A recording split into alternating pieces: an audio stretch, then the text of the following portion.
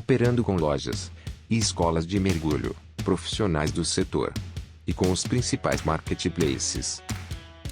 Conta com uma loja online dinâmica e intuitiva. A X-Pro Aquatics, que tem sua matriz na cidade de Orlando, na Flórida, oferece a variedade, garantia e a manutenção que você encontra nos Estados Unidos. Agora também no Brasil. Meu nome é João Paulo Franco, meu apelido Johnny, apelido que saiu de casa e que facilitou minha vida quando comecei a fazer as viagens internacionais, porque falar João pro gringo é um pouco mais difícil e o Johnny é um nome mais comum. Daí sou mergulhador há 36 anos, basicamente, quando eu fiz o meu curso Open Water, na década de 80, as coisas eram bem diferentes. O Open Water, ele é o curso que na época era chamado de mergulho autônomo básico. Mergulho autônomo porque o cilindro te dá autonomia para ficar embaixo d'água, então nós, na época, chamávamos de mergulho autônomo. Década de 80, a gente tinha uma dificuldade enorme com os equipamentos, porque por mais que o mergulho já estaria completando ali em meados de 83, 84, 40 anos de existência, a gente ainda não tinha todo o desenvolvimento tecnológico que a gente tem hoje. E eram equipamentos desconfortáveis, muitas vezes pesado, a gente passava muito frio porque os trajes que eram disponibilizados na época não eram tão bons quanto os de hoje. O equipamento que mais nos incomodava na época era o cilindro de ar, porque ele era um cilindro que havia sido transformado de extintor de incêndio para cilindro de mergulho. A empresa Atlântida, que era uma empresa voltada a equipamento de incêndio, teve esse insight de fazer o equipamento para mergulho. Então, na verdade, foi modificado a parte de cima do cilindro, o gargalo do cilindro, e foi adaptada uma válvula de mergulho, que na época era a válvula J, que é uma válvula onde você não tinha, na época, o manômetro submersível, que faz a leitura da pressão do cilindro. Então você ia respirando no equipamento, uma válvula dura também. Na época que eu comecei, já existiam as válvulas de 2 estágios, né, de primeiro e segundo estágio, mas eles também eram fabricantes de uma válvula Mistral, que é uma válvula de um estágio só, aquela bem clássica, antiga, que o Cousteau mergulhava e tudo mais. Então, quando você vinha respirando, quando ficava duro ou você não conseguia mais respirar, você tinha uma vareta, se não me engano era do lado direito, a vareta que você baixava era a tua reserva. Então, na válvula, você tinha uma mola que, com a diminuição da pressão do cilindro, a mola ia empurrando até que bloqueava a passagem do gás.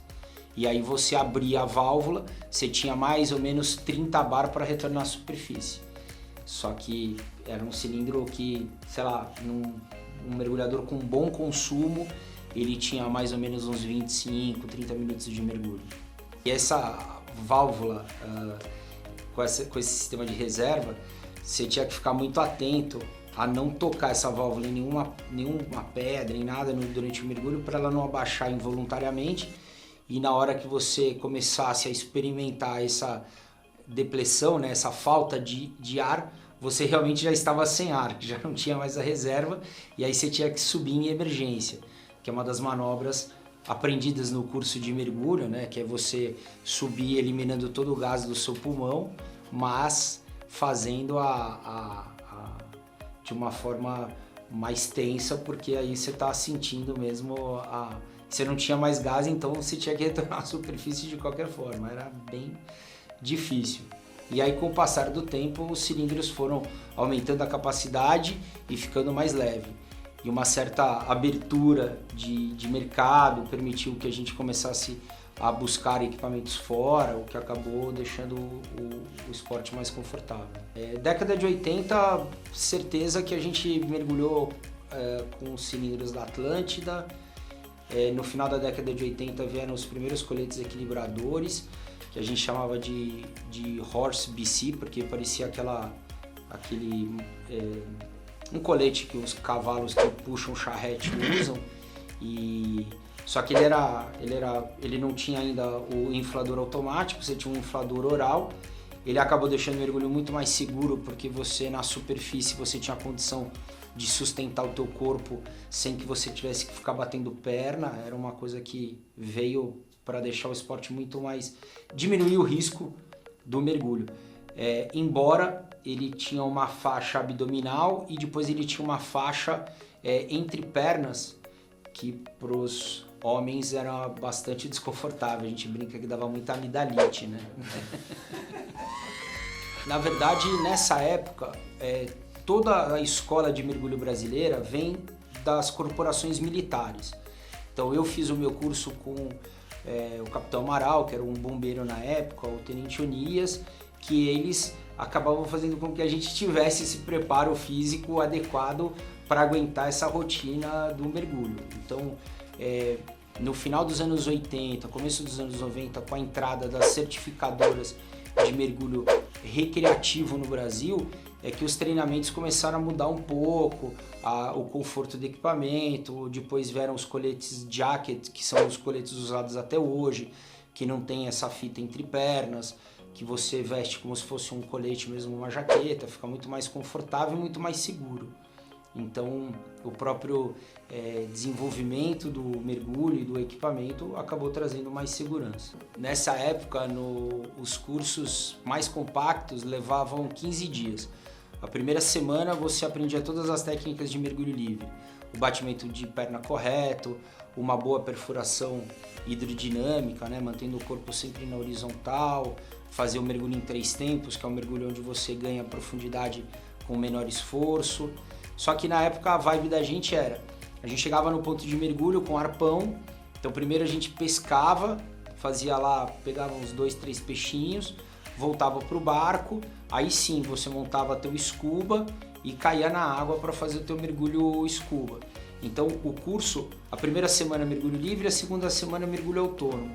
E existiam alguns clubes que por você não ter a disponibilidade de ir todos os dias fazer as aulas, então acabava levando 30 dias para você fazer esse treinamento. Na escola que eu fiz o meu curso, que foi a Brasub, aqui na Avenida Bandeirantes, em São Paulo, eram 15 dias. Primeira semana só mergulho livre, segunda semana só mergulho autônomo, mas com esses equipamentos bastante diferentes do que a gente tem nos cursos de hoje. E também as técnicas eram completamente focadas a um exercício militar. Era sempre trabalhar no estresse, trabalhar sob pressão.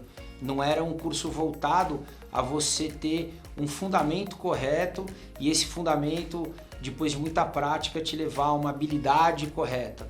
Era uma coisa que focava muito só no psicológico e muito pouco na técnica. A técnica não era apurada. Hoje a gente foca muito mais na técnica, num bom controle de flutuabilidade, numa cadência respiratória correta. Na época não, na época era estresse, assim, o tempo inteiro focado em você sair de uma situação de pânico, de estresse ao máximo, porque era o dia a dia do bombeiro, né? Que era quem treinava a gente. Nessa linha do esforço na questão psicológica, eu acho que vem ao encontro do que a gente treina hoje no mergulho técnico. O mergulho técnico a gente acaba absorvendo um pouco, a gente acaba tendo que ter essa necessidade de ter um bom controle psicológico por conta das atividades que a gente pratica no mergulho técnico. Mas eu acho que para o mergulho recreativo de águas abertas, eu acho muito, assim, eu acho que ele tem que ser mais visto a questão de contemplação e de diversão com técnicas refinadas e aprendizado sem estresse. Eu acho que o aprendizado com estresse tem que ser mais para frente. Mas eu ainda guardo essas situações que foram vividas e tudo mais. Dá um exemplo por exemplo, no curso Open, no curso Mergulho Autônomo Básico dos anos 80, a gente ia ganhando o equipamento gradativamente. Então, por exemplo, a gente recebia o cilindro, a gente tinha que aprender a respirar na torneira do cilindro, abrindo e fechando a torneira do cilindro. Depois a gente conseguia a válvula, primeiro e segundo estágio, onde a gente conseguia acoplar e respirar pela válvula. e aí o backpack que você conseguia fixar no cilindro e aí sim você saía da água com isso. Bom, hoje em dia é desnecessário um mergulhador open ou um mergulhador básico fazer esse tipo de treinamento. Mas em caverna, quando eu estou dando treinamento em side mounting em caverna, dependendo do enrosco ou dependendo da restrição que você for passar, que você vai ter que remover cilindros, eventualmente um regulador quebrado num cilindro, eu já fiz algumas manobras de respirar pelo cilindro para conseguir trocar o regulador de cilindro, etc. Então é isso. Não foi desperdiçado esse meu aprendizado, mas depende do nível que você está mergulhando. Eu acho que é só importante a gente mencionar que ele não é livre de riscos, né? Porque hoje existe um modelo que a galera adota de que assim, você para mergulhar você não precisa saber nadar. Impossível, você precisa saber nadar. Você não precisa ser um exímio nadador, mas você precisa ter contato com a água, você não pode ter fobia da água. Você faz um curso de qualquer jeito, por quê? Porque se você continuar praticando o mergulho, naturalmente você vai aprender. Eu acho errado, porque enquanto isso você está danificando você, equipamento, fundo e uma série de coisas. Então, eu acho que assim, o paralelo que a gente pode criar entre o que era feito nos anos 80 e o que é feito hoje é que a repetição de movimentos ela é muito válida e que um fundamento bem desenhado vai fazer com que o mergulho, que você assuma muito menos risco no mergulho.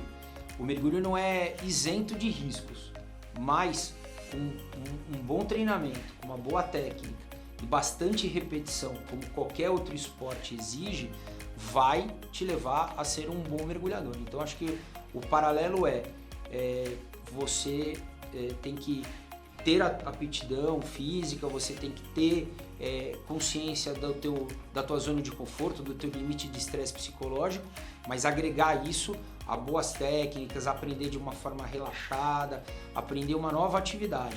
Até por isso que o mergulho é procurado por profissionais que já vivem grandes estresses assim no seu dia a dia, né? A exemplo, a gente tem uma grande quantidade de médicos que mergulham, a gente tem uma grande quantidade de advogados que mergulham, de juízes, quer dizer, são pessoas que têm uma responsabilidade social enorme e procuram o mergulho como distração, como fonte de alívio desse estresse.